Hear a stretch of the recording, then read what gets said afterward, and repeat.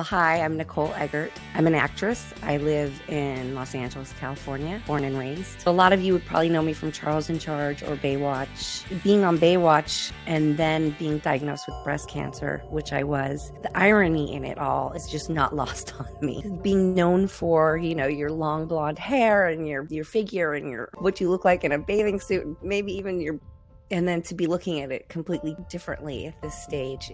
It's really interesting. Before the pandemic, myself and my friend Matt Felker started producing a Baywatch documentary. And it was great. We were doing, 5 and 6 interviews a day. We were going to blast through this. And then the pandemic hit and it really slowed everything down. It took us 4.5 years, but we were really finalizing it. And then I got my diagnosis. I had cancer through the pandemic and had no idea. Although it would have been great if the mammograms had detected my cancer prior. I just don't know what I would have done if I had been diagnosed during the pandemic. And being a single mom, 100% single mom of my youngest, what would I have done? How would I have handled that? And that would have been really terrifying. I don't know where she would have gone, who would have taken care of her while I went through treatment. It's just all very strange. So I'm oddly happy I found out after the pandemic, but yes, I had been going for mammograms yearly, even through the pandemic, but I have really dense breast tissue. So with that, mammograms aren't the greatest, and my cancer was missed each year. When I finally detected it myself, my mammogram was set up the next month. So I found it in September, and my yearly was in October. I don't even know if they would have found it that time if I hadn't. I don't know. First of all, I started putting weight on really quickly for some reason, because I had lost a lot of weight during the pandemic. I was just really healthy and in shape. And then all of a sudden I felt like I was just gaining really fast, but it felt more like bloating, not like fat. And then I felt a little throbbing. So I did a self-exam, which had I known that dense breast tissue cancer can go so undetected in mammograms, I would have been doing them all the time, and I wasn't. So when I did it, I felt it. And it was, it's just that moment of your heart drops. It's just the worst feeling. But then, your mind goes crazy because it could be so many other things. It could just be a cyst. It could be something benign. It could be all kinds of things that, and so your mind runs wild. So, the next step was getting a discovery mammogram, not just a regular mammogram. And I knew that something was not good when I went for the discovery mammogram and they said, make an appointment for the biopsy. And I was in the waiting room making the biopsy appointment, and she was giving it to me in a week or 2 weeks. And the doctor kind of overheard, and he whispered something to her. And she was like, oh, can you be here in the morning? That was a moment of everything froze. I just kind of really had to take a moment there. And it sort of really made me realize that there was something more happening here. I went back for the biopsy the next day, and the doctor said something about, are you ready to go on this journey together? I just was like, oh my gosh, get me out of here. And, you just think about the worst things. Your mind goes there. And I think you have to allow yourself to go through all the motions and the emotions and all of it. For me, it's my girls. I've raised both of them 100% by myself. I've lost both my parents. We don't have family here. Not anybody that she's close to that they're close to. My oldest is an adult. She's 26 years old. But there's just, it's just, my little one just turned 13. So it's this, she's too young. It's more about that. It's not about me. It's not about my life. It's about being here for her. It's about, this can't happen. She's not ready for this, because we're just very close. It's a very close, very bonded, very tighter than normal kind of relationship. So that is just not an option.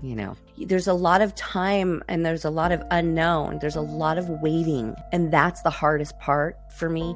Once we realized, okay, this is what we're dealing with, this is how it can be treated, and we have a plan, then I knew I had to do chemo, and I prepped myself for that. I just spent my time really researching how to help my body along with chemo, what foods contribute to the growth of cancer, what to avoid, what supplements, what can you do to prevent, or fight against cancer. So there was a lot of that.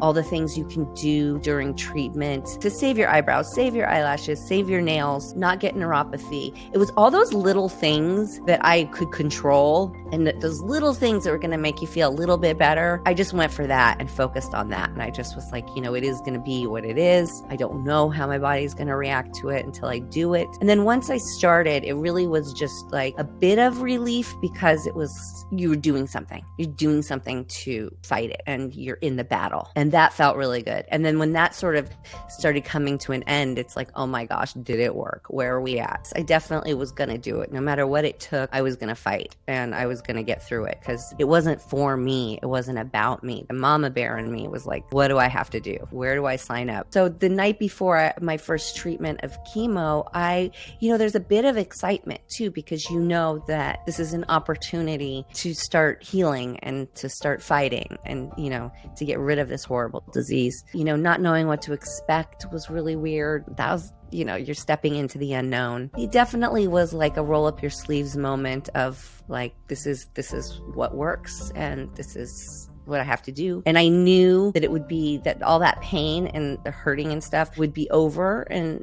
give yourself a week and you're going to feel completely different. So, for my girls, you can torture me for a week and I'll do it. My youngest was actually like it was so inspiring to me because she didn't doubt me for a second. She just knew that I was going to get through it and do this. And my oldest, a little bit more emotional, but she lives in New York, not in Los Angeles. So she was, I know she was affected a little bit differently. She works, she's got a career, and she just really, she's able to process it a bit better and understanding, and it's different. But I think that they both really just had faith that I was just gonna fight and fight and fight. What's hard is like you can feel, it's like you get filled with this medicine, and it's poison, and you just wait for it to start running through your body. And it takes a couple days, but you can feel it. You can feel it in every organ. You can feel it in every bone. You can feel it in your skin. It comes out of your skin. Like it's running through you.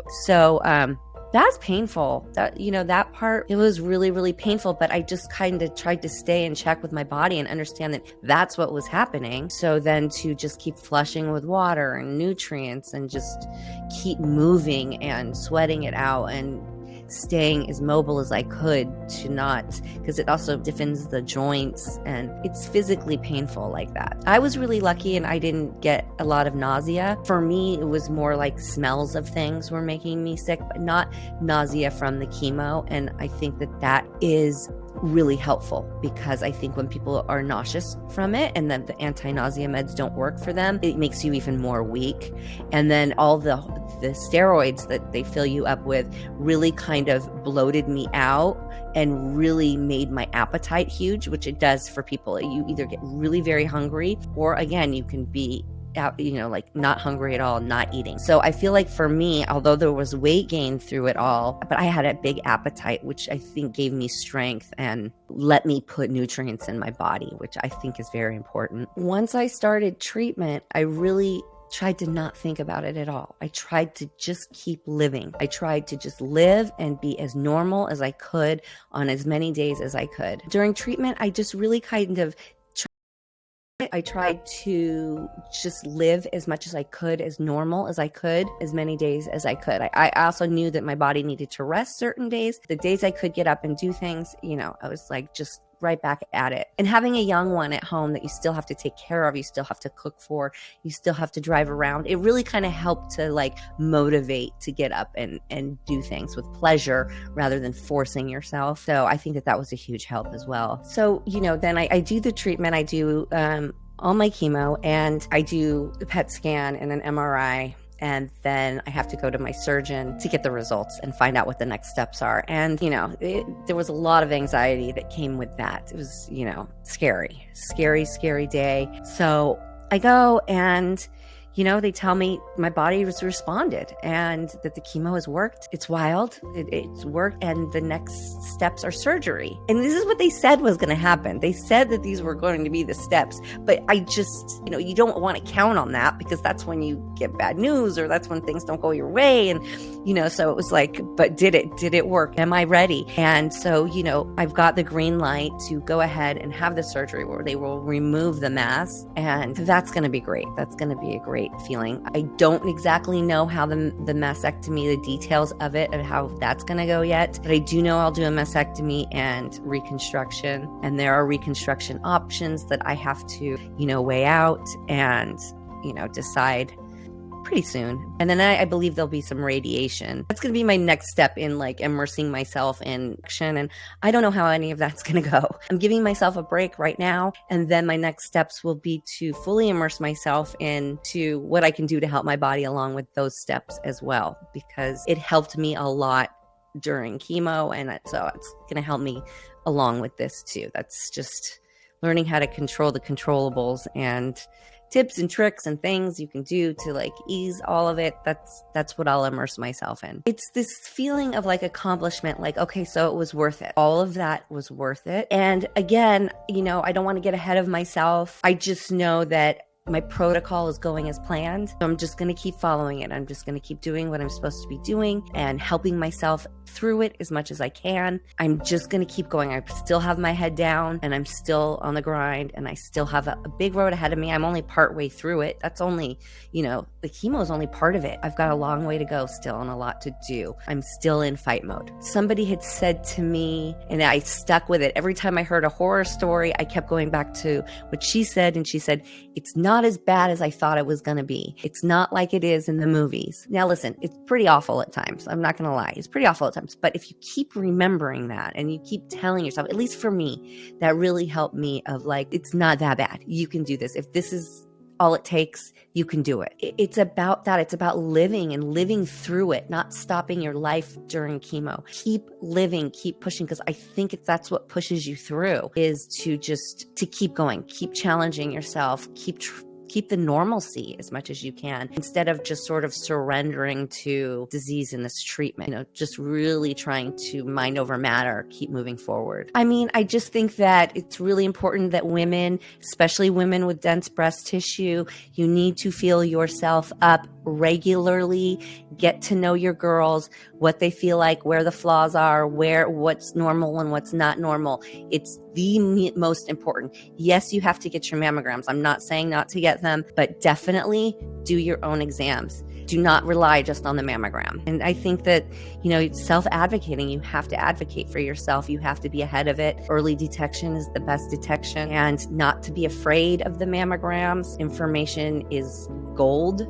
Yes, the testing is scary. All of it is scary, but what's more scary is getting the diagnosis. Everybody put your big girl pants on and your big boy pants on and do the testing. Life works out the way it's supposed to. Like, Baywatch was so popular in its day because it was also following a lot of really rough times in life and a lot of like monumental changes. Like, we had the big earthquake, we had the riots, but then the Berlin Wall was coming down. Like, there were so many things happening in the world, and Baywatch was that piece of guilty pleasure and that, that happy place you could go to. So it only made sense that there was a pandemic in the middle of the documentary, and I'm promoting it as I'm going through treatment and I'm bald, and it's just, it's very full circle in the strangest way.